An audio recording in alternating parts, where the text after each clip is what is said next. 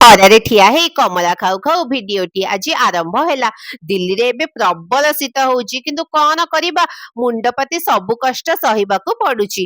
ମୁଁ ଗୋଟେ ନୂଆ ଲୁହା କଡେଇ କିଣିଛି। ସେଥିରେ ପିଆଜକୁ ଭଲରେ ଭାଜିକି ଫୋପାଡ଼ିଲା ପରେ ଭଳିକି ଭଳି ବ୍ୟଞ୍ଜନ କରି ଖାଇବି ଭାବିଛି। ପ୍ରବଳ ଖରା ହଉଥିବାରୁ ମୋର ମାଟି ବାସନକୁ ସବୁ ଭଲ ଭାବରେ ଧୋଇ ଶୁଖେଇ ଦେଲି। ସେ ସମୟରେ ଦେଖିଲି ମୋର ଢାଙ୍କୁଣୀଟା ଭାଙ୍ଗି ଯାଇଛି ବୋଲି। ସେଇଠି ମୁଁ ପୁଣି ବସି ପରଟାକୁ ଛତୁ ତରକାରୀ ଖାଉଛି। କଣ କରିବି, ମତେ ତ ବାରମ୍ବାର ଖାଲି ଭୋକ ଲାଗୁଛି। ତାପରେ ପୁଣି ରାତ୍ରି ଭୋଜନର ସମୟ ହେଲା। ପରଟା ଭିତରେ ପୁରା ପନିର ଦେଇକି ବଢିଆ ଭାବରେ ପରଟାଟି ବେଲାଗଲା।